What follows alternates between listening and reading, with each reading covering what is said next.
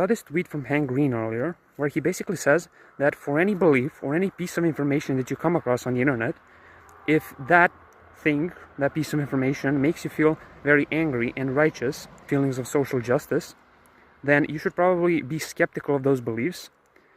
And this is, of course, because you're most likely to not accept any information regarding those beliefs because you have these strong feelings about it, especially if this new piece of information opposes your beliefs, even if it is factual.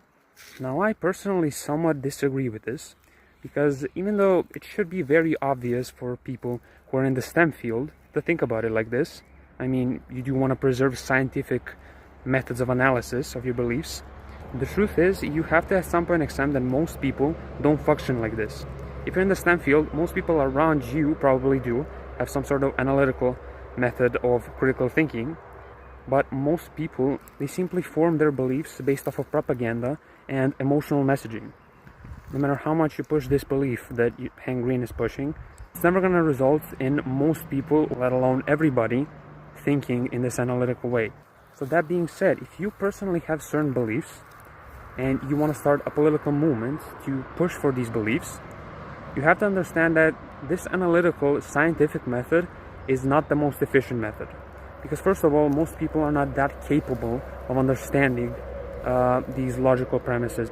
And number two, it's much easier and usually shorter in time to just emotionally incline people to have your beliefs. And on the surface, this might seem even manipulative, but if you believe in the things that would lead to a better world, it really isn't. You're just inclining people to believe things that are going to help them and the entire world in the end.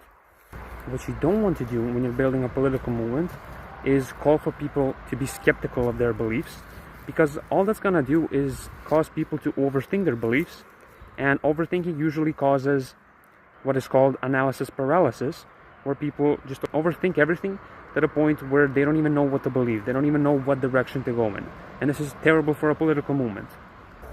And I'm speaking on this as someone who is on the left.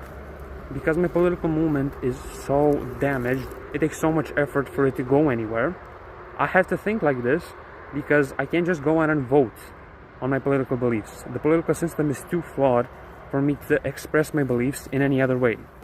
So while yes, on an individual level, I'm always going to recommend what Hank Green is saying here, to be skeptical of your beliefs that cause you to block out any other information that opposes it.